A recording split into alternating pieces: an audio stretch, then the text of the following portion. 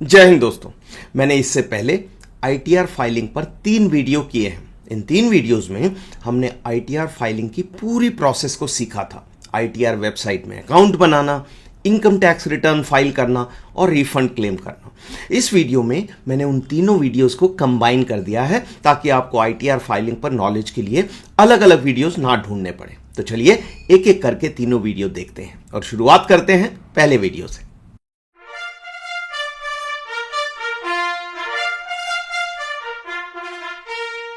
जय हिंद दोस्तों। आज हम इनकम टैक्स रिटर्न को फाइल करना सीखेंगे। इससे पहले मैंने 2 वीडियो बनाए थे जिनमें मैंने आपको इनकम टैक्स कैलकुलेटर का इस्तेमाल करके इनकम टैक्स कैलकुलेट करना सिखाया था। अगर आप वो वीडियो देखना चाहते हैं तो इस लिंक पर क्लिक करके देख सकते हैं। मैंने इन 2 वीडियोस का लिंक इस वीडियो के अंत में भी डाल दिया है। याद रखने वाली बात यह है कि इनकम टैक्स रिटर्न फाइल करने के लिए यह जरूरी नहीं है कि आपको खुद से इनकम टैक्स कैलकुलेट करना आना चाहिए। इनकम टैक्स की वेबसाइट आपका इनकम टैक्स ऑटोमेटिकली कैलकुलेट करेगी। तो अगर आप टैक्स का कैलकुलेशन नहीं सीखना चाहते तो वो 2 वीडियो देखना जरूरी नहीं है, पर मैं कहूंगा कि सीखने में कोई हर्ज नहीं है। After all income tax return भरना कोई 1 साल का काम तो है नहीं, ये हर साल भरना पड़ेगा और जिंदगी भर भरना पड़ेगा, नौकरी के दौरान भी और रिटायरमेंट के बाद भी। लेकिन ये चॉइस मैं आप पर छोड़ता हूं। पर महत्वपूर्ण बात यह है कि हम नौकरी पेशे वाले लोगों को इनकम टैक्स की नॉलेज होना बहुत जरूरी है। क्यों? क्योंकि बिजनेसमैन टैक्सेस से बच सकता है, लेकिन सैलरी या पेंशन वाले लोगों का टैक्स सोर्स पर ही कट जाता है। उदाहरण के लिए आजकल हॉट टॉपिक है 8th पे कमीशन। हम सब इस बारे में बात कर रहे हैं कि सैलरी और पेंशन कितनी बढ़ेगी, लेकिन आपको यह जानना होगा कि अगर आपकी पेंशन 20% बढ़ती है तो वो सारा 20% पैसा आपके अकाउंट में नहीं आएगा, बैंक अकाउंट में पहुंचेगा 16 से 17% पैसा। बाकी 3% पैसा निर्मला जी चुपचाप टीडीएस काटकर अपनी तिजोरी में वापस डाल लेंगी। इसी तरह अगर आपका डीए साल में 7% बढ़ता है तो एक्चुअल बढ़ोतरी 6% ही होती है, क्योंकि करीब 1% वापस सरकार की तिजोरी में चला जाता है। कहने का अर्थ यह है कि आपकी फाइनेंशियल प्लानिंग के लिए भी जरूरी है कि आपको पता होना चाहिए कि जब भी आपकी पे या पेंशन बढ़ते हैं तो उसमें से कितना पैसा टैक्स के रूप में कट जाएगा। हमारे देश में नौकरी पेशे वालों पर टैक्स का लोड बाकी लोगों से कितना ज्यादा है, उसके लिए कुछ इंपॉर्टेंट नंबर आपको बताता हूं जिनको जानकर आपकी आंखें खुली की खुली रह जाएंगी। पिछले साल के डेटा के अनुसार इंडिया में 18 साल से ऊपर जो लोग हैं उनमें से केवल 2% लोग इनकम टैक्स देते हैं, और बाकी देशों में यह परसेंटेज क्या है इसे आप अब अपनी स्क्रीन पर देख सकते हैं। फ्रांस में 78%, जर्मनी में 61%, इंग्लैंड में 60% और यूएस में 50% 18 साल से ऊपर लोग टैक्स देते हैं। कि माना कि ये सभी देश डेवलप्ड कंट्रीज हैं और इंडिया एक डेवलपिंग कंट्री है, लेकिन फिर भी ये अंतर बहुत बड़ा है। 2024 में निर्मला जी ने बजट के समय जो डेटा दिया था उसके अनुसार करीब 6 करोड़ लोगों ने इनकम टैक्स रिटर्न भरा था। लेकिन प्रॉब्लम यह है कि उन 6 करोड़ लोगों में से करीब 4 करोड़ लोगों का टैक्स था जीरो, मतलब एक्चुअल टैक्स पेयर थे केवल 2 करोड़ लोग उन 88 करोड़ लोगों में से जो 18 साल से ऊपर हैं। दुर्भाग्य से हम सभी सैनिक उस 2 करोड़ की जनता का हिस्सा थे। 1 फरवरी 2025 के बजट के बाद तो ये परसेंटेज और भी नीचे आएगी, क्योंकि हम में से बहुत से लोग अब जीरो टैक्स देंगे। लेकिन अच्छी बात यह है कि हमारे बहुत से सर्विंग सैनिक, खासकर सिपाही, लांस नायक और नायक जीरो टैक्स ब्रैकेट में आ जाएंगे। कैसे? वो मैंने कैलकुलेशंस वाले 2 वीडियोस में बताया था। और पेंशनर्स के बारे में क्या? तो पेंशनर्स अगर 50% पेंशन को कम्यूट करवाते हैं तो ज्यादातर जेसीओस, एनसीओस और अदर रैंक्स की पेंशन 12 लाख से कम बनेगी, इसलिए आपकी पेंशन पर कोई इनकम टैक्स नहीं लगेगा। अगर आप कम्यूट नहीं भी करवाते हैं तो भी टैक्स कोई ज्यादा नहीं होगा, वो भी मैंने कैलकुलेशंस वाले वीडियोस में एक्सप्लेन किया था। आईटी रिटर्न भरने के बारे में याद रखने वाली बात यह है कि अगर आपकी इनकम 12 लाख से कम है और टैक्स जीरो है, फिर भी आपको इनकम टैक्स रिटर्न भरना पड़ेगा। इनकम टैक्स रिटर्न सिर्फ उन लोगों को नहीं भरना पड़ता जिनकी इनकम 4 लाख रुपए से कम है। तो हम में से कोई भी ऐसा नहीं है जो इनकम टैक्स रिटर्न नहीं भरेगा। अगर आप किसी दूसरे से इनकम टैक्स भरवाना चाहते हैं तो उसमें कोई हर्ज नहीं है, लेकिन फिर भी आपको इनकम टैक्स रिटर्न को पढ़ना आना चाहिए। क्यों? क्योंकि इनकम टैक्स रिटर्न भरने वाले एजेंट सैकड़ों रिटर्न भर रहे हैं। हो सकता है कि उनसे कोई गलती रह जाए, और अगर गलती हो गई तो इनकम टैक्स डिपार्टमेंट का नोटिस भी आपके पास आएगा और फाइन भी आपको ही भरना पड़ेगा। तो चलिए इनकम टैक्स डिपार्टमेंट की वेबसाइट में चलते हैं और आपको रजिस्टर करते हैं। और ये आ गई मेरे कंप्यूटर की स्क्रीन आपके मोबाइल पर। जैसा कि आप देख सकते हैं स्क्रीन पर एक गूगल का सर्च बॉक्स है और उसमें मैंने एंटर कर दिया इनकम टैक्स पोर्टल और प्रेस कर दिया एंटर का बटन। याद रखने वाली बात यह है कि जितनी भी स्क्रीन्स मैं आपको दिखाऊंगा उनमें मैंने एक रेड कलर का रेक्टेंगल ड्रॉ किया है। उसके अंदर जो भी बटन है या जो भी कुछ लिखा हुआ है उस पर आपने विशेष रूप से ध्यान देना है। तो जैसे ही मैंने एंटर का बटन दबाया मेरे कंप्यूटर पर यह पेज खुल गया। इस पेज में सबसे ऊपर लिखा हुआ है होम इनकम टैक्स डिपार्टमेंट, मतलब ये इनकम टैक्स डिपार्टमेंट वेबसाइट का होम पेज है। तो मैंने इसके ऊपर क्लिक किया। क्लिक करते ही ये पेज मेरे सामने खुल गया। तो ये है इनकम टैक्स डिपार्टमेंट की वेबसाइट का होम पेज। अब इस पेज के टॉप राइट हैंड साइड, सबसे ऊपर राइट हैंड साइड को आप एक बटन देख सकते हैं रजिस्टर। मैंने रजिस्टर के ऊपर क्लिक किया। क्लिक करते ही ये पेज खुल गया। अब इस पेज में 3 इंपॉर्टेंट चीजें हैं जो मैंने रेड कलर के रेक्टेंगल में दिखाई हैं। तो सबसे ऊपर जो है 2 बटन बने हुए हैं, टैक्स पेयर एंड अदर्स। आपने सेलेक्ट करना है टैक्स पेयर। मैंने सेलेक्ट किया तो टैक्स पेयर जो है वो डार्क ब्लू हो गया, जबकि अदर्स जो है वो व्हाइट कलर में दिख रहा है। तो इसका मतलब टैक्स पेयर सेलेक्ट हो गया है। उसके नीचे एक बॉक्स है जिसमें लिखा है पैन। इसमें मैंने पैन नंबर डाल दिया और राइट हैंड साइड को जो बटन है वैलिडेट, उसके ऊपर मैंने क्लिक कर दिया। जैसे ही मैंने क्लिक किया ये अगली स्क्रीन मेरे सामने आ गई। तो इस स्क्रीन पर जैसा कि आप देख सकते हैं जो पैन नंबर और वैलिडेट का बटन है उसके नीचे ग्रीन कलर में लिखा हुआ आ गया है पैन वैलिडेटेड सक्सेसफुली, मतलब आपका पैन करेक्ट है। उसके नीचे लिखा हुआ है please confirm if you want to register as individual taxpayer. उसके नीचे यस और नो 2 बटन हैं। आपने यस के ऊपर क्लिक करना है जिससे उसके अंदर एक बिंदु आ जाएगा और उसके नीचे जो कंटिन्यू का बटन है उसको प्रेस कर देना है। जैसे ही आप उसके ऊपर क्लिक करेंगे ये स्क्रीन आपके सामने आ जाएगी।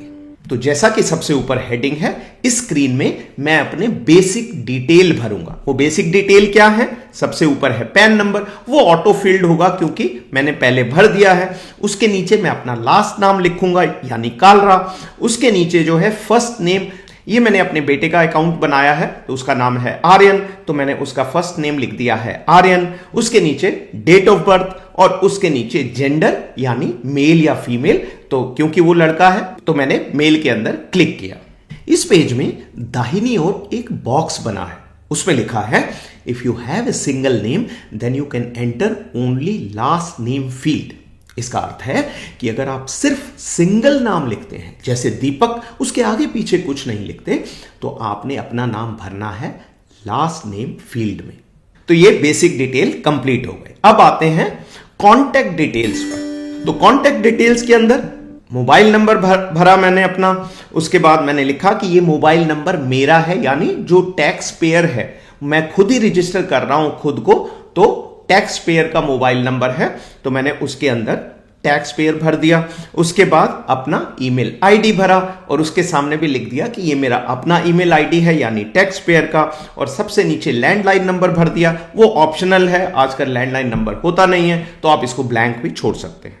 याद रखने वाली बात यह है कि जहां पर भी जिस भी बॉक्स के ऊपर रेड कलर का स्टार बना हुआ है वो जरूरी भरना है, पर क्योंकि लैंडलाइन के बॉक्स के ऊपर रेड कलर का स्टार नहीं बना हुआ है इसलिए इसका मतलब है कि ये बॉक्स ऑप्शनल है। अगर आपके पास लैंडलाइन नंबर है तो आप भर सकते हैं, वरना इसको ब्लैंक भी छोड़ सकते हैं। पर अगर किसी बॉक्स के ऊपर स्टार बना हुआ है और आप उसको नहीं भरते हैं, जैसे ईमेल आईडी को नहीं भरते हैं, तो ये वेबसाइट आपको अगले पेज पर नहीं जाने देगा। तो ये हो गया हमारा कॉन्टैक्ट डिटेल्स वाला पेज कंप्लीट। इसके नीचे एक कंटिन्यू का बटन है जो आपको स्क्रीन पे अभी नहीं दिख रहा है, उस पर मैंने क्लिक किया और मैं अगले पेज में चला गया जो कि है ओटीपी पेज, एंटर ओटीपी। अब इसने 2 ओटीपी भेजे हैं, एक मोबाइल में जो मैंने अभी एंटर किया है और एक ईमेल पे। दोनों ओटीपी को मैंने इसके अंदर एंटर किया और नीचे जो बटन है कंटिन्यू उसके ऊपर क्लिक कर दिया। क्लिक करते ही ये पेज मेरे सामने खुल गया। अब इसके अंदर वो 3 चीजें मेरे से पूछ रहा है। नंबर 1 सेट पासवर्ड, तो जो भी पासवर्ड मुझे सेट करना है मैं इसके अंदर लिख दूंगा। उसके बाद कंफर्म पासवर्ड, मतलब उसी पासवर्ड को मैंने दोबारा एंटर करना है। और सबसे नीचे है पर्सनलाइज्ड मैसेज। इसका अर्थ है आप इसके अंदर कुछ भी लिख सकते हैं। जब आप दोबारा इनकम टैक्स की वेबसाइट में जाएंगे तो आप देखेंगे कि आपके नाम के नीचे ये मैसेज लिखा आएगा, जिससे आपको पता लगेगा कि ये आपका ही अकाउंट है जिसके अंदर आप जा रहे हैं। तो ये एक सिक्योरिटी फीचर है। तो मैंने इसके अंदर लिख दिया खुश और स्वस्थ, और उसके नीचे जो रजिस्टर का बटन था उसके ऊपर क्लिक कर दिया और क्लिक करते ही ये पेज मेरे सामने आ गया। तो इसका अर्थ है कि मेरा रजिस्ट्रेशन इनकम टैक्स वेबसाइट पर कंप्लीट हो गया। और यहां पर इंपॉर्टेंट नोट करने वाली बात ये है, ये बोल रहा है your E filing portal user ID is so and so. तो मतलब आप जब भी लॉगिन करेंगे तो आपका इनकम टैक्स अकाउंट में लॉगिन करने का यूजर आईडी वो रहेगा आपका पैन नंबर। पासवर्ड आपने अभी सेट किया है, तो यही 2 चीजें आपको लॉगिन करने के लिए जरूरत पड़ेंगी, यूजर आईडी पैन नंबर और पासवर्ड जो आपने अभी सेट किया है। उसके नीचे ये बोल रहा है कि आपके मोबाइल नंबर और ईमेल आईडी पर एक मैसेज भेज दिया गया है, जो कि ये कंफर्मेशन है कि आप अभी इनकम टैक्स वेबसाइट पर रजिस्टर हो गए हैं। तो ये आपका रजिस्ट्रेशन कंप्लीट हो गया। अब चलिए अगले स्टेप में चलते हैं और आपको इस यूजर आईडी और पासवर्ड की मदद से देखते हैं कि हम कैसे इनकम टैक्स वेबसाइट में लॉगिन कर सकते हैं।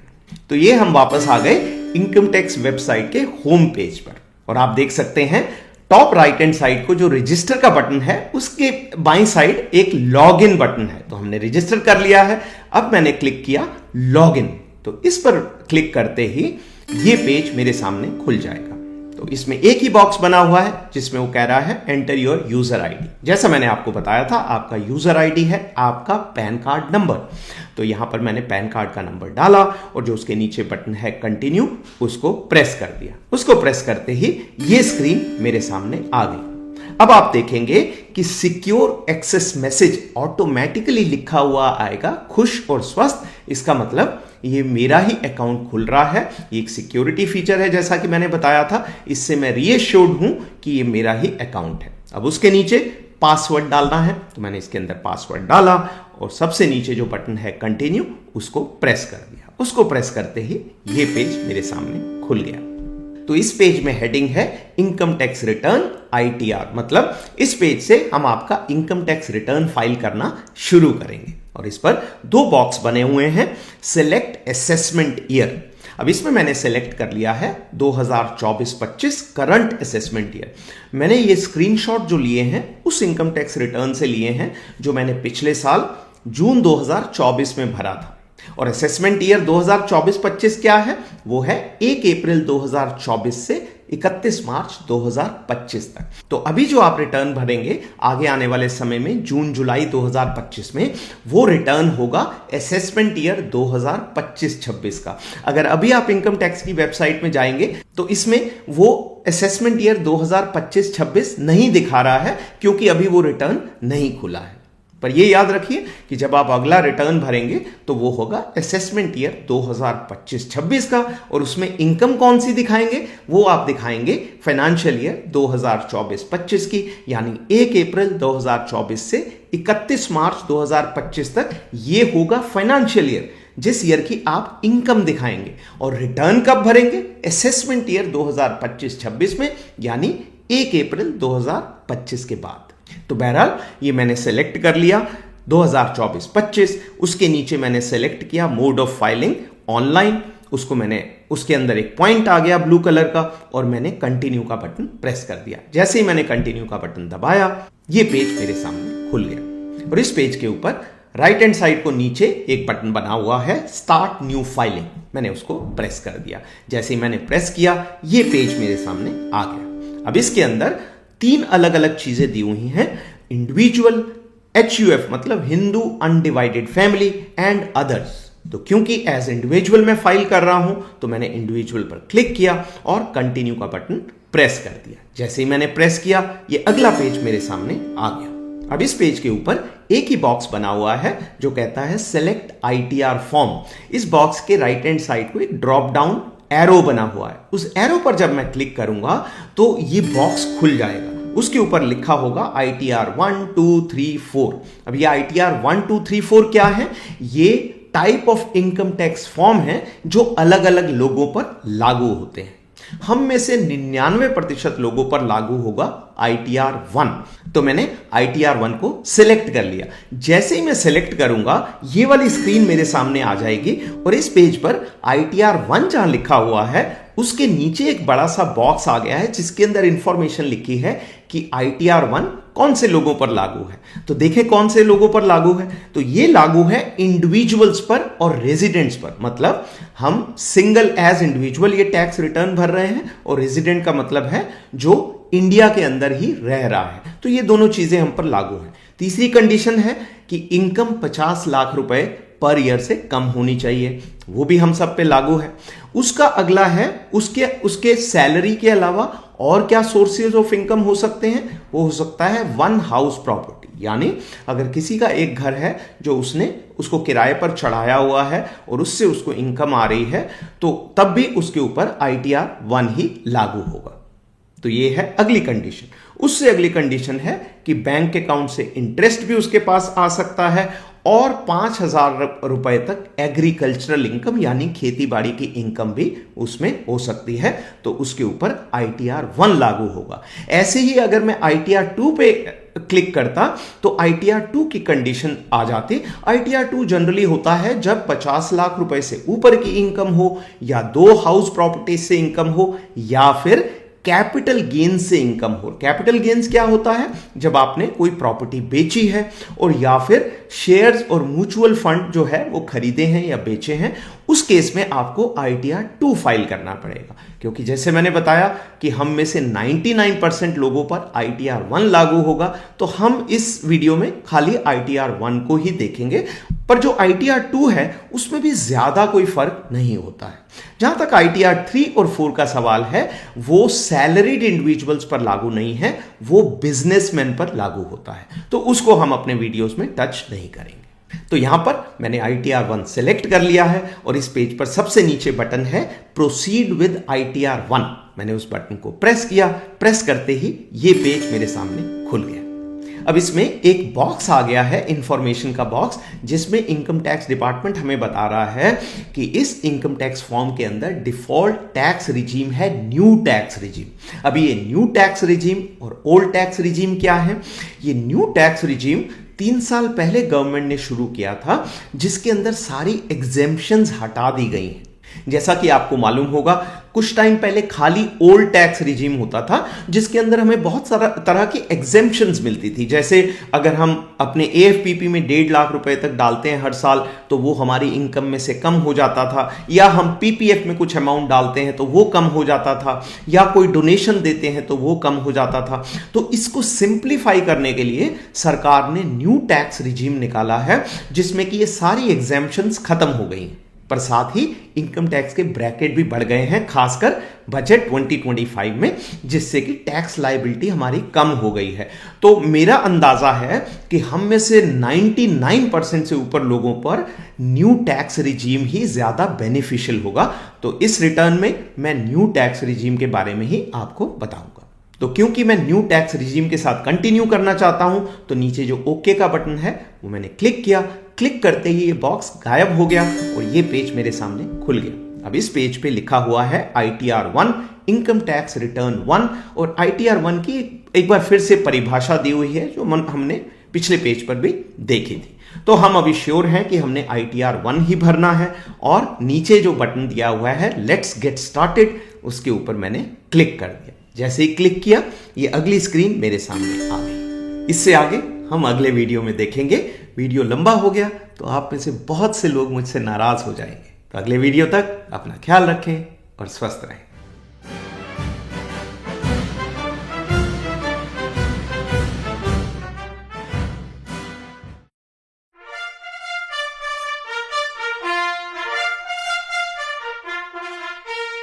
जय हिंद दोस्तों। इनकम टैक्स रिटर्न फाइल करने के बारे में ये मेरा दूसरा वीडियो है। अगर आपने पहला वीडियो नहीं देखा है तो इस लिंक पर क्लिक करके देख सकते हैं। पिछले वीडियो में मैंने आपको इनकम टैक्स वेबसाइट में रजिस्टर किया था और इस स्क्रीन पर पहुंच गए थे। इस स्क्रीन से ही इनकम टैक्स फाइल करने की प्रक्रिया शुरू होगी। तो चलिए देर किस बात की। तो जैसा कि आप देख सकते हैं, इस पेज की हेडिंग है रिटर्न समरी। ये पेज बहुत इंपॉर्टेंट है तो इसे याद रखना है, क्योंकि हम बार बार इस पेज पर लौटेंगे। इस स्क्रीन पर 5 बॉक्स बने हुए हैं। इन सभी बॉक्सेस के नीचे एक फॉर्म छुपा हुआ है जो हमें भरना है। सभी फॉर्म्स को भरना बहुत सरल है। तो ये फॉर्म्स हैं क्या? तो पहला फॉर्म है पर्सनल इंफॉर्मेशन। इसमें हम अपना नाम, number, address, mobile number, email ID वगैरह भरेंगे। Number 2, gross total income. इस फॉर्म को हम अपने फॉर्म 16 को देखकर भरेंगे। जैसा कि आपको मालूम है, आपको पीएओ या पीसीडीए पेंशन से हर साल जून जुलाई के महीने में फॉर्म 16 आता है, जिसमें आपकी इनकम और टैक्स के डिटेल्स लिखे होते हैं। बस हमने उसी में से ये डिटेल कॉपी करने हैं और अपने रिटर्न में भर देने हैं। Number 3, total deductions. डिडक्शंस का अर्थ है ऐसे कोई अलाउंस जिन पर इनकम टैक्स नहीं लगना चाहिए। न्यू टैक्स रिजीम में यह भी बहुत सरल हो गया है, क्योंकि सारे डिडक्शंस खत्म कर दिए गए हैं। हम में से 99% से ऊपर लोगों के लिए टोटल डिडक्शंस के फॉर्म में 0 आएगा। Number 4, tax paid. यह भी फॉर्म 16 में लिखा होगा। हम उसमें से कॉपी करेंगे और इस फॉर्म में भर देंगे। और अंत में सबसे नीचे जो बॉक्स है वो है टोटल टैक्स लायबिलिटी। लायबिलिटी का अर्थ है कि आपको कुछ और टैक्स देना है या नहीं। ये इनकम टैक्स वेबसाइट खुद से कैलकुलेट करेगी, आपको इसमें कुछ नहीं करना है। तो कुल मिलाकर सार ये है कि इन सभी फॉर्म्स को भरना बहुत सरल है। तो चलिए पर्सनल इंफॉर्मेशन के फॉर्म से शुरुआत करते हैं। तो मैंने पर्सनल इंफॉर्मेशन पर क्लिक किया और इसको क्लिक करते ही पर्सनल इंफॉर्मेशन का ये पेज मेरे सामने आ गया। तो इसके अंदर क्या पर्सनल इंफॉर्मेशन है? बेसिक इंफॉर्मेशन है, जो कि है first name, last name, pan number. ये पहले से ही भरे हुए हैं, क्योंकि जब मैंने रजिस्टर किया था तो मैंने अपना फर्स्ट नेम, लास्ट नेम और पैन नंबर भरा था। डेट ऑफ बर्थ भी भरी थी। आधार नंबर मैंने अब भर दिया है। तो ये पर्सनल डिटेल्स मैंने इसके अंदर फिल कर दिए। तो ये पर्सनल डिटेल्स का जो पेज है थोड़ा लंबा है। ये ऊपर का हाफ ही मैंने दिखाया है। अभी मैं नीचे स्क्रॉल करता हूं और देखते हैं कि इसमें और क्या क्या डिटेल भरने हैं। तो ये आ गया उसका नीचे का हिस्सा। अब इसके अंदर मैंने एड्रेस भर दिया है। मोबाइल नंबर और ईमेल आईडी हमने रजिस्ट्रेशन के समय भरे थे, वो ऑटोमेटिकली आ गए। उसके नीचे है नेचर ऑफ एम्प्लॉयमेंट। इस बॉक्स के अंदर जो ड्रॉप डाउन एरो बना हुआ है, जब उसके अंदर क्लिक करेंगे तो बहुत सारे ऑप्शंस आ जाएंगे। तो हम पर कौन से ऑप्शंस लागू होंगे? वो 2-3 जो ऑप्शंस लागू हैं। सबसे पहला है सर्विंग सोल्जर्स के ऊपर। तो जो भी आप में से लोग सर्व कर रहे हैं, अभी फौज में नौकरी चालू है, उसमें आ जाएगा सेंट्रल गवर्नमेंट, मतलब आप सेंट्रल गवर्नमेंट के एम्प्लॉई हैं। और क्या ऑप्शन होंगे जो हम पर लागू हो सकते हैं? वो हो सकते हैं सीजी पेंशनर्स, यानी सेंट्रल गवर्नमेंट के पेंशनर्स। तो जो भी लोग पेंशन चले गए हैं, वेटरन है मेरी तरह, उनके ऊपर ये ऑप्शन लागू होगा। तो इसको सेलेक्ट करेंगे। उसके नीचे लास्ट में एक है not applicable, for example family pensioner. तो जो भी सोल्जर्स की डेथ हो गई है और उनकी फैमिली को फैमिली पेंशन मिल रही है, तो उनके लिए ये वाला ऑप्शन लागू होगा, not applicable for example family pension. तो वो इसको क्लिक करेंगे। तो इस बॉक्स के अंदर हमारे ऊपर 3 चीजें लागू थी। सर्विस सोल्जर्स के ऊपर सेंट्रल गवर्नमेंट, पेंशनर्स के लिए सीजी पेंशनर्स और फैमिली पेंशनर्स के लिए नॉट एप्लीकेबल फैमिली पेंशन। तो हमने उसको सेलेक्ट कर लिया। अब चलते हैं उसके नीचे, और उसके नीचे ये पूछ रहा है फाइलिंग अंडर विच सेक्शन। तो पहला है फाइल्ड अंडर सेक्शन 139(1) और ये लिखा हुआ है रिटर्न फाइल्ड ऑन और बिफोर ड्यू डेट। मतलब अगर आपने ड्यू डेट जो थी फाइल करने की टैक्स रिटर्न को, उससे पहले फाइल किया है, टाइम पर फाइल किया है। और ये ड्यू डेट जो है वो अमूमन होती है हर साल 31 अगस्त को। तो जैसे जब आप असेसमेंट ईयर 2025-26 का रिटर्न फाइल करेंगे, तो आपको वो फाइल करना होगा 31 अगस्त 2025 से पहले। और अगर आप टाइम पर फाइल कर रहे हैं तो आपको इसके अंदर क्लिक कर देना है और टाइम पर ही फाइल करना है, क्योंकि अगर आप उस ड्यू डेट के बाद फाइल करेंगे तो आपके ऊपर फाइन लग सकता है। अब दूसरा जो मैंने रेड बॉक्स बनाया हुआ है वो है फाइलिंग अंडर 139(5). और उसकी जो परिभाषा लिखी हुई है वो है revised return, revised after filing original return. तो ये होता है कि अगर आपने आज ही फाइल किया रिटर्न और कल आपको पता लगा कि मेरे से उसमें कोई मिस्टेक हो गई है, मुझे कोई इनकम दिखानी चाहिए थी, मैंने नहीं दिखाई, या कोई एग्जेम्पशन लेनी थी पर नहीं ली, तो आप उसको रिवाइज कर सकते हैं। और आप ड्यू डेट से पहले, याद रखने वाली बात यह है कि आप ड्यू डेट से पहले कितनी भी बार रिवाइज रिटर्न फाइल कर सकते हैं, और आपका जो लेटेस्ट रिटर्न है उसको ही आपका फाइनल रिटर्न माना जाएगा। तो आपने मान लीजिए 1 अगस्त को अपना रिटर्न फाइल किया और 3 अगस्त को आपको पता लगा कि उसमें कुछ आपने करेक्शन करनी है, तो आपने अंडर सेक्शन 139(5) आपने दोबारा फाइल किया, उसके अंदर करेक्ट इंफॉर्मेशन डाली, तो जो आप 3 अगस्त को फाइल कर रहे हैं वो आपका फाइनल रिटर्न माना जाएगा। जो आपने 1 अगस्त को फाइल किया था वो डिलीट हो जाएगा इनकम टैक्स डिपार्टमेंट की वेबसाइट से। तो क्योंकि मैं अपना रिटर्न टाइम पर फाइल कर रहा हूं, तो इसलिए मैंने सेलेक्ट कर लिया सेक्शन 139 ब्रैकेट में 1, और इसी पेज में नीचे चलते हैं और ये वाली स्क्रीन आपके सामने आ जाएगी।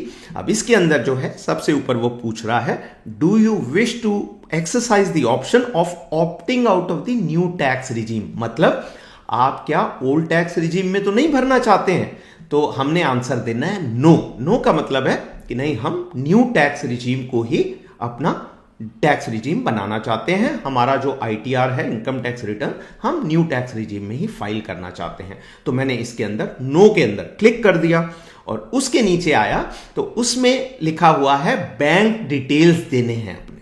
तो जहां जहां भी आपके बैंक अकाउंट है उसका डिटेल आप यहां पर देंगे। तो मैंने बैंक डिटेल्स के नीचे जो बटन बना हुआ है ऐड अनदर, उस पर क्लिक किया।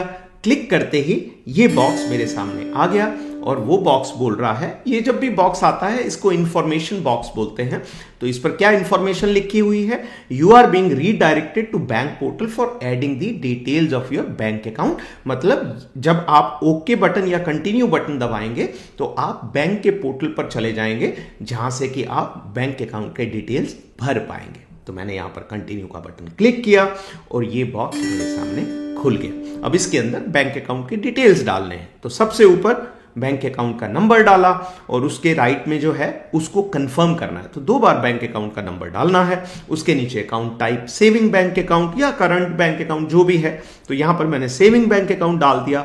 उसके नीचे है अकाउंट होल्डर टाइप, इसमें मैंने प्राइमरी को क्लिक किया क्योंकि अगर जॉइंट अकाउंट भी है तो मेरा नाम उसमें पहले है, इसलिए मैंने प्राइमरी को क्लिक कर दिया। IFSC कोड हर बैंक की हर ब्रांच के लिए अलग अलग होता है और ये हर चेक के ऊपर लिखा होता है। तो चेक के ऊपर आपने चेक करना है और यहां पर IFSC कोड उसको एंटर कर देना है। और नीचे सबसे नीचे जो बॉक्स है, nominate this bank account for refund, मतलब ये अगर आपका मेन बैंक अकाउंट है जिसके अंदर आप चाहते हैं कि अगर कोई रिफंड हो तो इस अकाउंट में आए, तो आपने यस का बटन क्लिक कर देना है और यहां पर क्लिक करके आपने उसको वैलिडेट का जो बटन है सबसे नीचे राइट हैंड साइड को, उसके ऊपर क्लिक कर देना है। और मान लीजिए अगर आपके 2 या 3 बैंक अकाउंट हैं और ये वो बैंक अकाउंट है जिसको आप रिफंड के लिए नॉमिनेट नहीं कर रहे हैं, तो आपने यहां पर लास्ट वाले बॉक्स में नो का बटन क्लिक करना है। बस इतना ही फर्क है, बाकी जो जितने भी बैंक अकाउंट को वैलिडेट करने का प्रोसेस ऐसा ही रहेगा। पर एक ही बैंक अकाउंट है जिसको आप रिफंड को लेने के लिए वैलिडेट करेंगे। तो यहां पर जो राइट हैंड साइड में बटन है नीचे वैलिडेट, उसको मैंने क्लिक किया। क्लिक करते ही ये बॉक्स मेरे सामने खुल गया। यहां पर बैंक ने जो हमें OTP भेजा है उस OTP को हम एंटर करेंगे और फिर से वैलिडेट का बटन क्लिक कर देंगे। जैसे ही हम क्लिक करेंगे ये बोलेगा your request for validating bank account has been submitted and will be send to the respective bank shortly. जैसे मैंने ICICI बैंक को अगर नॉमिनेट किया है रिफंड डिटेल्स के लिए, तो इनकम टैक्स वेबसाइट उस बैंक अकाउंट में मेरे अकाउंट के डिटेल्स भेजेगी और उनको बोलेगी कि इसको वैलिडेट कीजिए कि ये बैंक अकाउंट डिटेल्स इस बंदे के करेक्ट हैं या नहीं। और ये बोल रहा है the validation status will be updated in 10 to 12 working days. बोलते 10 to 12 वर्किंग डेज है पर बहुत जल्दी हो जाता है। मैंने देखा कि अब जब मैंने वैलिडेट किया था अपने बेटे के लिए तो वो एक ही दिन में वैलिडेट हो गया। तो ये हो गया बैंक अकाउंट्स का वैलिडेशन। और आपने ये जो इंफॉर्मेशन बॉक्स है उसके नीचे जो लिखा हुआ है क्लोज, उसके ऊपर क्लिक कर देना है। तो मैंने इसके ऊपर क्लिक किया, ये बॉक्स वहां से गायब हो जाएगा और अब आप देख सकते हैं कि मेरा जो बैंक अकाउंट मैंने अभी अभी अपना वो किया है वो नीचे लिखा हुआ आ गया है। उस बैंक अकाउंट का नंबर लिखा हुआ है ऊपर वाले बॉक्स में और उसके नीचे लिखा हुआ है वैलिडेटेड, मतलब बैंक ने मेरे अकाउंट को वैलिडेट कर दिया है। और उसके नीचे एक और बॉक्स मैंने बनाया है जिसमें दो चीजें लिखी हुई हैं। जो नंबर 1 है वो कह रहा है, इनकम टैक्स डिपार्टमेंट आपको बोल रहा है कि आपने जितने भी बैंक अकाउंट हैं सभी को यहां पर ऐड करना है। अगर आप नहीं भी करते हैं तो भी आपको पता होना चाहिए कि जितने भी आपके फिक्स डिपॉजिट वगैरह हैं जिसमें आप प्राइमरी अकाउंट होल्डर हैं, ऑटोमेटिकली इनकम टैक्स की वेबसाइट में वो इंफॉर्मेशन जो भी आपको उसके अंदर इंटरेस्ट मिल रहा है वो ऑटोमेटिकली पहुंच रही है। तो ऐसा नहीं है कि आप इसके अंदर लिखेंगे नहीं तो इनकम टैक्स डिपार्टमेंट को आपकी फिक्स डिपॉजिट के बारे में पता नहीं चलेगा। वो मैं आपको आगे दिखाऊंगा कि इस इनकम टैक्स वेबसाइट किस प्रकार से बैंक्स की वेबसाइट से कनेक्टेड है। और दूसरा जो इंफॉर्मेशन वो लिखा हुआ है वही जो मैंने अभी थोड़ी देर पहले आपको बताया था कि जितने भी बैंक अकाउंट आप यहां पर डाल रहे हैं उनमें से एक आप नॉमिनेट कर सकते हैं रिफंड के लिए। और जब भी आपका रिफंड आएगा, अगर कोई रिफंड होगा तो वो उसी अकाउंट के अंदर क्रेडिट होगा। तो ये हमने बैंक अकाउंट को वैलिडेट कर दिया और उसके नीचे जो बटन है कंफर्म, उसके ऊपर हमने क्लिक कर दिया और ये क्लिक करते ही हम वापस आ गए अपने रिटर्न समरी के पेज पर जहां से हमने इनकम टैक्स रिटर्न भरने की शुरुआत की थी। और जैसा कि आप देख पा रहे हैं पर्सनल इंफॉर्मेशन के राइट में एक ग्रीन कलर का टिक आ गया है और ग्रीन कलर में ही लिखा हुआ है कंफर्म्ड, मतलब आपकी पर्सनल इंफॉर्मेशन अभी आपने कंफर्म कर दी है। अगर कुछ और आप इसमें भरना चाहते हैं तो राइट हैंड साइड को एक बटन दिया हुआ है मॉडिफाई इफ रिक्वायर्ड, कि अगर आपको कुछ चेंज करना है, मान लीजिए एड्रेस चेंज करना है तो मॉडिफाई इफ रिक्वायर्ड के बटन पर क्लिक करके आप अपना एड्रेस चेंज कर सकते हैं। तो यहां पर हमारा पहला स्टेप खत्म हो गया जहां हमने सारी पर्सनल इंफॉर्मेशन, अपना नाम, नंबर, पैन कार्ड, आधार कार्ड, एड्रेस और बैंक अकाउंट के डिटेल्स इनकम टैक्स की वेबसाइट में भर दिए हैं। नोट करने वाली बात यह है कि आपने एक ही बार भरना है। अगले साल जब तक भी आप रिटर्न भरते रहेंगे ये डिटेल्स पहले से ही भरे हुए आपको मिलेंगे। हो सकता है आपको एड्रेस वगैरह चेंज करना पड़े, पर बाकी सब डिटेल्स जो है पहले से भरे मिलेंगे आपको, उसमें कुछ भी आपको करने की जरूरत नहीं पड़ेगी। तो जब भी आप अगले साल रिटर्न भरेंगे आपने सीधा कंफर्म का बटन दबाना है और ये आ जाएगा पर्सनल इंफॉर्मेशन कंफर्म्ड। तो ये हो गया पर्सनल इंफॉर्मेशन। अब आते हैं उसके नीचे जो बटन है ग्रोस टोटल इनकम। अब हम इनकम के डिटेल्स भरेंगे और टैक्स को कैलकुलेट करेंगे। तो चलिए इसके ऊपर क्लिक करते हैं। जैसे ही इसके ऊपर क्लिक किया ये पेज हमारे सामने आ गया। तो इस पेज में सबसे ऊपर लिखा हुआ है ग्रोस टोटल इनकम और उसके नीचे कुछ क्वेश्चन दिए हुए हैं। हमारे केस में इन क्वेश्चंस का कोई इतना ज्यादा सिग्निफिकेंस नहीं है तो मैं इनके डिटेल्स में नहीं जाऊंगा, इसलिए इस पेज के नीचे एक बटन है स्किप द क्वेश्चंस। तो मैंने उसके ऊपर क्लिक कर दिया, ये सारे क्वेश्चंस गायब हो जाएंगे और सीधा हमारा जो ग्रोस टोटल इनकम वाला ये पेज हमारे सामने खुल जाएगा। तो ये पेज आ गया जिसमें अब मैं अपने इनकम के डिटेल्स भरूंगा। अब ये डिटेल आएंगे कहां से? ये सभी डिटेल्स आएंगे फॉर्म 16 से। तो अगर सर्विंग सोल्जर्स हैं तो आपके पास पीएओआर से हर साल फॉर्म 16 आता है जून जुलाई के महीने में, और जो पेंशनर्स हैं उनके पास सीडीए पेंशन से स्पर्श के अंदर फॉर्म 16 आता है। तो हम उस फॉर्म 16 को खोलेंगे और अपने सैलरी के डिटेल इसमें भर देंगे। कुछ भी कॉम्प्लिकेटेड नहीं है, बहुत ही सरल है। आपने उसमें देखना है और इसके अंदर भरना है। तो चलिए पहले एक फॉर्म 16 पर नजर डालते हैं। तो ये है फॉर्म 16 एक सर्विंग सोल्जर का। इसमें मैंने उसका नाम छुपा दिया है और इसमें जो इंपॉर्टेंट चीजें हैं उसको मैंने रेड कलर के रेक्टेंगल के नीचे दिखाया हुआ है। तो क्या क्या इंपॉर्टेंट चीजें हैं? सबसे ऊपर नाम लिखा हुआ है, वो मैंने अपने बेटे का नाम इसमें लिख दिया है। उसके नीचे है assessment year oblique tax option. तो असेसमेंट ईयर जैसे मैंने बताया 2024-25 में मैंने ये रिटर्न भरा था, जबकि अभी जो आप रिटर्न भरेंगे वो उसमें फॉर्म 16 जो आएगा उसमें पहले से ही लिखा होगा 2025-26 ऑब्लिक न्यू टैक्स रिजीम, क्योंकि हमने न्यू टैक्स रिजीम का ऑप्शन दिया है। उसके अगला बॉक्स है पीरियड। ये है वो पीरियड जिसमें आपने वो पैसा कमाया है जिसका रिटर्न आप भर रहे हैं। तो वो पैसा कब कमाया होगा? जब आप अभी भरेंगे वो कमाया होगा 1 अप्रैल 2024 से 31 मार्च 2025 तक। जबकि मैंने जो ये रिटर्न फाइल किया था वो था 2023-2024 का, तो इसमें 2023-2024 लिखा हुआ है। उसके नीचे है Q1, Q2, Q3, Q4, इसके अंदर जो भी सैलरी स्लिप में या पेंशन स्लिप में टैक्स काटा है PAOR या CDA पेंशन ने, वो क्वार्टर वाइज डिटेल दिए हुए हैं और टोटल अमाउंट लिखा हुआ है जो पूरे फाइनेंशियल ईयर के अंदर कटा है इन जवान का, वो कटा है 48,328 रुपए, 48,328 रुपीज ये सोर्स पे ही CDA पेंशन या PAOR ने काट लिया है। और इसके डिटेल इनकम टैक्स डिपार्टमेंट में भी भेज दिए गए हैं, जो कि आपको फॉर्म 26 में मिलते हैं। फॉर्म 26 के बारे में आपको मैं बाद में बताऊंगा।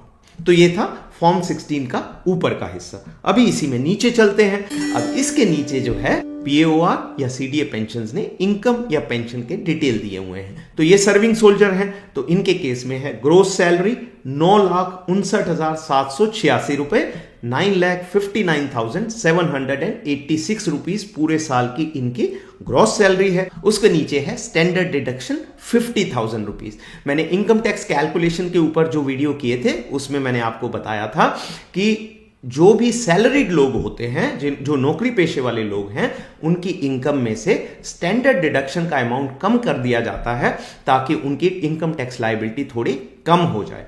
तो पिछले साल ये अमाउंट 50,000 रुपए था और जैसा कि आपको मालूम है अभी बढ़ाकर उसको कर दिया गया है 75,000 रुपीज। तो पिछले साल के हिसाब से जो फॉर्म 16 आया था उसमें POR ने लिख के दिया इन जवान को 50,000 रुपीज। स्टैंडर्ड डिडक्शन के नीचे है less allowance to the extent exempt under section 10। तो इसमें आपको PAOR या CDA पेंशन पहले ही लिख के देगा कि आपको कोई क्या ऐसा अलाउंस मिला है जो कि न्यू टैक्स रिजीम के अंडर भी इनकम टैक्स से एग्जेम्प्ट है, जैसे कि काउंटर इंसर्जेंसी अलाउंस हो गया या फिर फील्ड अलाउंस हो गया या हाई एल्टीट्यूड अलाउंस हो गया। तो ये सब जो अलाउंसेस हैं इनका कुछ हिस्सा न्यू टैक्स रिजीम में भी इनकम टैक्स से एग्जेम्प्ट है, यानी कि आपकी इनकम में से जो आपका ये अलाउंस का एग्जेम्प्ट जो हिस्सा है वो इनकम में से कम कर दिया जाएगा इनकम टैक्स की कैलकुलेशन के लिए। तो यहां पर आपके फॉर्म 16 में वो लिखा हुआ आया। इस केस में ये जवान जो है पीस में पोस्टेड था तो इसलिए वो 0 लिखा हुआ है और उसके नीचे जो है बैलेंस इनकम आ गई, मतलब कि 9,59,786 में से स्टैंडर्ड डिडक्शन को भी माइनस कर दिया और जो एग्जेम्प्ट अलाउंसेस थे उनको भी माइनस कर दिया। तो इस जवान की इनकम आ गई 9,09,786 रुपए। तो ये जो है फॉर्म 16 में लिखा हुआ आया है। अभी हम इसी को आगे लेके जाएंगे और अपने इनकम टैक्स डिपार्टमेंट के फॉर्म में भर देंगे। बहुत ही सरल है। अब मैंने एक और रेड बॉक्स बनाया है उसके नीचे, उसमें लिखा है डिडक्शंस अंडर चैप्टर 6A। ये डिडक्शंस ओल्ड टैक्स रिजीम में लागू होती थी, न्यू टैक्स रिजीम में ये लागू नहीं है। क्योंकि ये फॉर्म 16 PAO ने न्यू टैक्स रिजीम के अंडर बनाया है तो उन्होंने इन सभी एग्जेम्पशंस के आगे पहले से ही 0 लिख दिया है। तो चलिए वापस चलते हैं अपने इनकम टैक्स फॉर्म पर और ये आ गया हमारा फॉर्म जिसमें हमने अपनी इनकम्स के डिटेल्स भरने हैं। लेकिन इसे हम आज नहीं भरेंगे, इसे हम भरेंगे ITR पर तीसरे और अंतिम वीडियो में। मेरे पास कुछ कमेंट्स आए हैं कि मुझे अपने वीडियो ज्यादा लंबे नहीं बनाने हैं, अगर बनाए तो वो मेरे चैनल को छोड़कर चले जाएंगे। तो आज के लिए इतना ही। अगले वीडियो तक अपना ख्याल रखें और स्वस्थ रहें।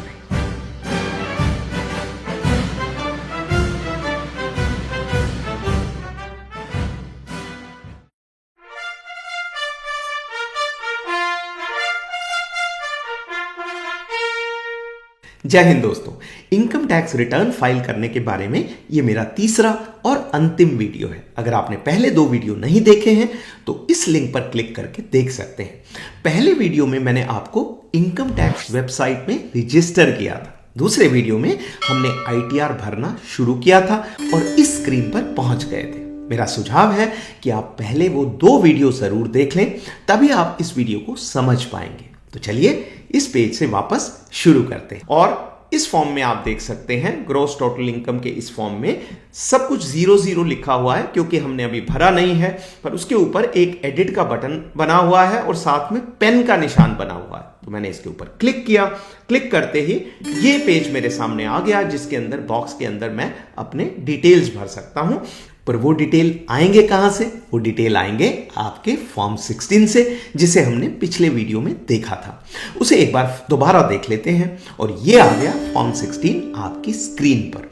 ये फॉर्म 16 का ऊपर का हिस्सा है। इसमें इंपॉर्टेंट चीज सबसे नीचे लिखी है, जो है total tax deducted at source 48,328 rupees, यानी 48,328 रुपए। और ये है फॉर्म का नीचे का हिस्सा। इस हिस्से में तीन जो इंपॉर्टेंट चीजें लिखी हैं वो हैं ग्रॉस सैलरी 9,59,786 रुपए, standard deduction 50,000 rupees, allowance exempted under section 10 0 और बैलेंस 9,09,786 रुपीज, 9,09,786 रुपए।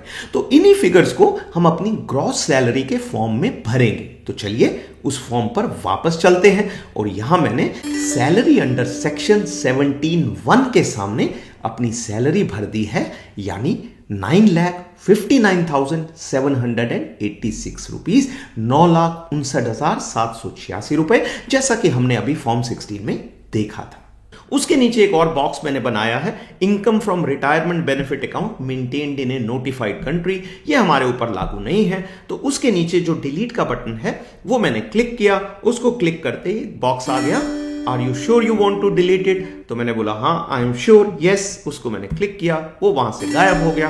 अभी ये उस पेज का ऊपर का हिस्सा है। मैं इसमें नीचे स्क्रॉल करता हूं। जब मैंने नीचे स्क्रॉल किया तो ये बोल रहा है नेचर ऑफ एग्जेम्प्ट अलाउंस।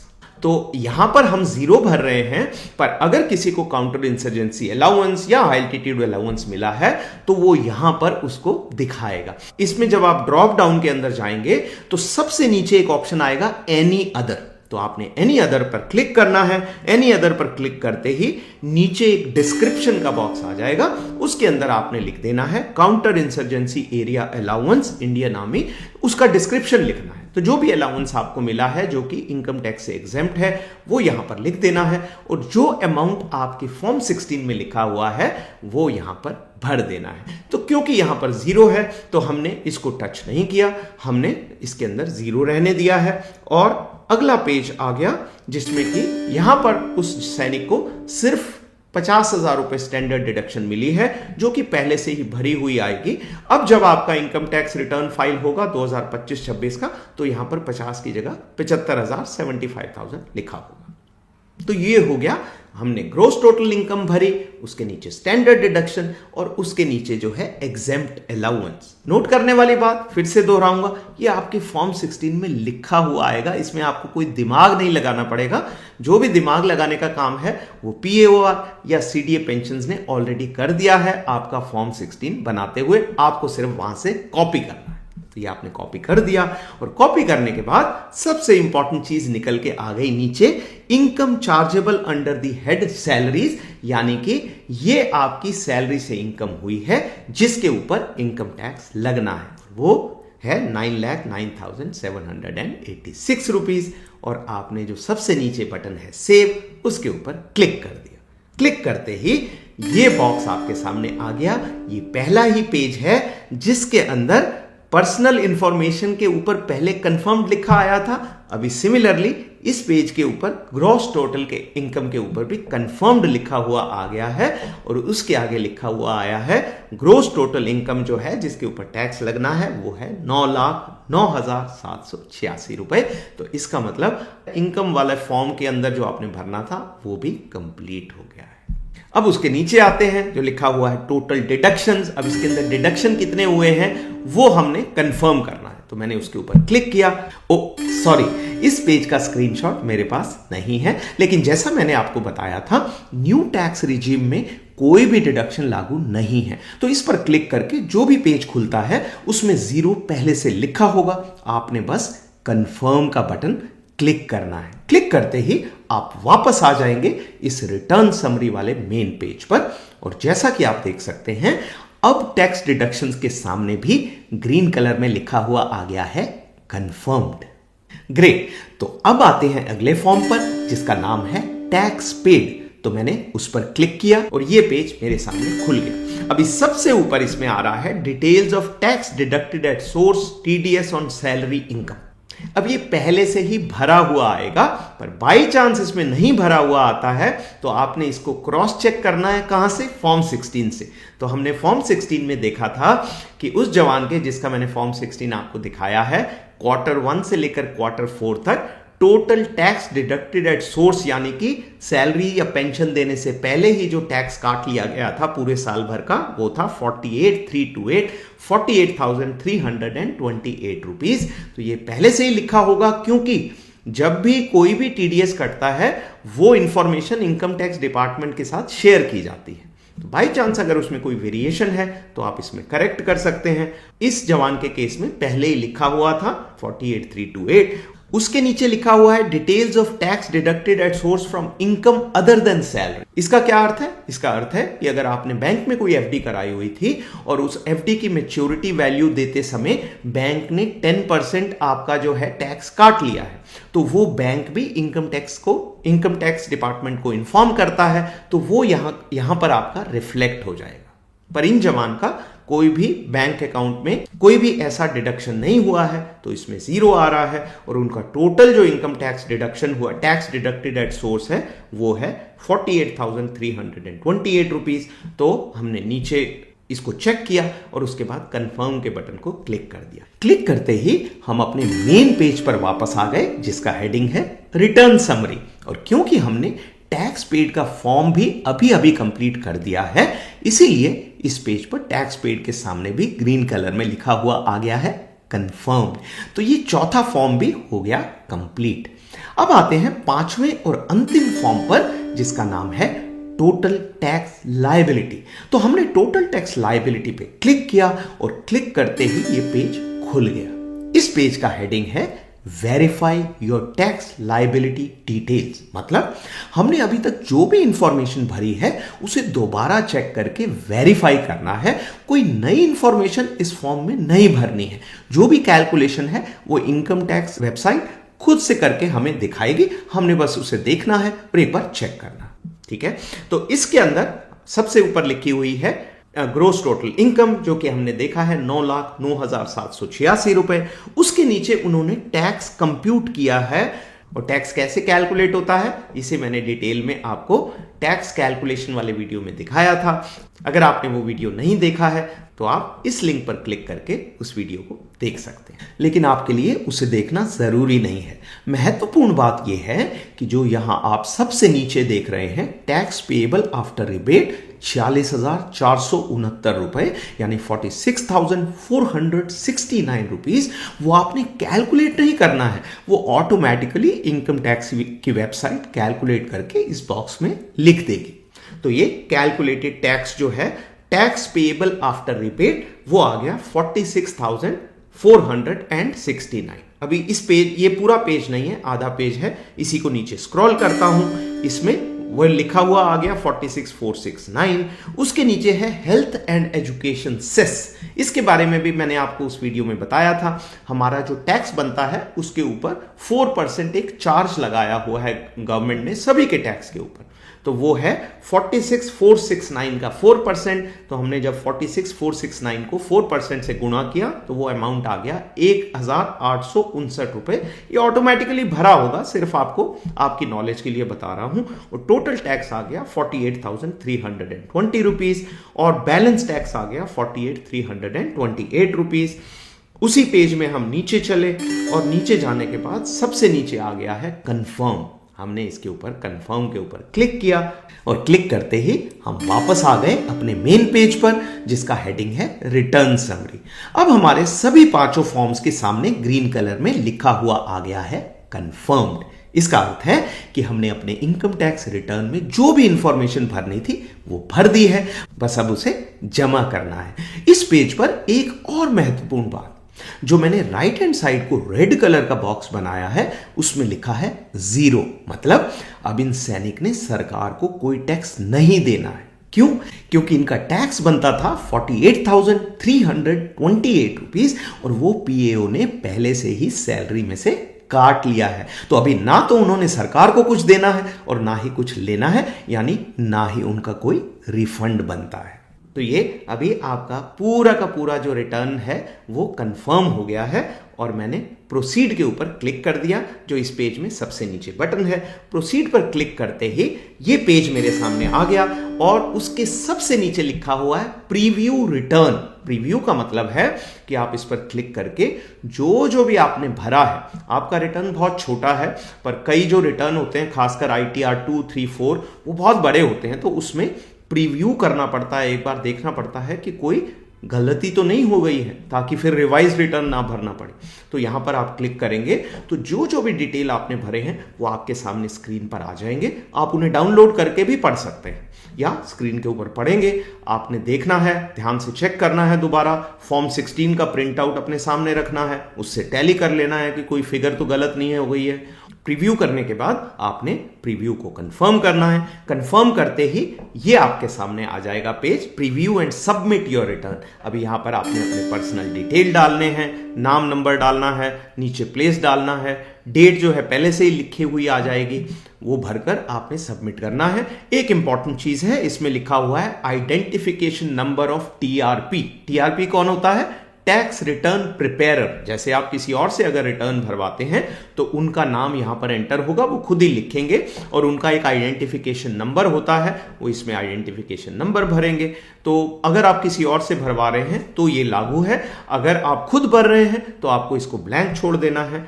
तो मैंने यहां पर अपने डिटेल भरे, TRP को खाली छोड़ दिया और आगे चला। इस स्क्रीन के अंदर एक नया बटन आ गया है अभी, प्रोसीड टू वैलिडेशन। मैंने इसके ऊपर क्लिक कर दिया। क्लिक करते ही ये स्क्रीन मेरे सामने आ गई, जिसके अंदर लिखा हुआ है वैलिडेशन सक्सेसफुल, बड़ा बड़ा ग्रीन कलर में। इसका मतलब है इनकम टैक्स डिपार्टमेंट की वेबसाइट मुझे बोल रही है कि आपने जो भी डिटेल भरे हैं, जिस हिसाब से भरने चाहिए थे वो करेक्ट है, ये वैलिडेट कर दिए गए हैं। कोई भी ऐसा बॉक्स जिसके अंदर कुछ भरा जाना चाहिए था वो आपने खाली नहीं छोड़ा है। अब आपका जो रिटर्न है वो सबमिट होने के लिए तैयार है। तो वैलिडेशन सक्सेसफुल हो गया। अभी वो बोल रहा है प्रोसीड टू वेरिफिकेशन, तो मैंने इस बटन पर क्लिक किया। क्लिक करते ही सामने ये पेज आ गया। अभी ये वेरिफिकेशन बहुत आसान हो गया है। कुछ साल पहले तक इसके लिए एक फॉर्म भर के भेजना पड़ता था, पोस्ट बाय पोस्ट भेजना पड़ता था इनकम टैक्स डिपार्टमेंट से।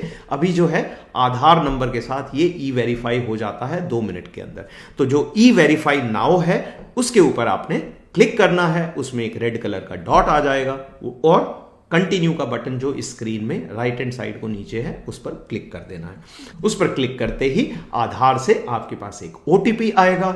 उस OTP को आपने बॉक्स के अंदर भर देना है और आपका ये रिटर्न E-वेरीफाई हो जाएगा और आपके पास आपके ईमेल आईडी पर एक एक्नॉलेजमेंट आ जाएगा कि आपका रिटर्न सक्सेसफुली फाइल हो गया है। तो ये है उस एक्नॉलेजमेंट का स्क्रीनशॉट। जैसा कि आप देख सकते हैं इसमें आपके इनकम डिटेल्स लिखे हैं जो आपने अभी भरे थे। उसके नीचे लिखा है कि आपका टैक्स कितना कटा है और सबसे नीचे लिखा है टैक्स पेएबल और रिफंडेबल 0। जैसा कि मैंने बताया, इसका अर्थ है कि ना तो आपको कोई टैक्स और देना है और ना ही आपको कोई रिफंड मिलेगा। तो ये था आज का वीडियो। इसके साथ ही आपने इनकम टैक्स के रिटर्न को फाइल करने का तरीका सीख लिया है।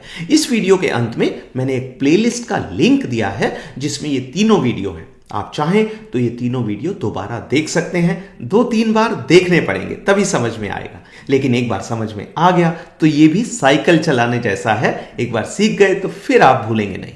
आज के लिए इतना ही। अगले वीडियो तक अपना ख्याल रखें और स्वस्थ रहें।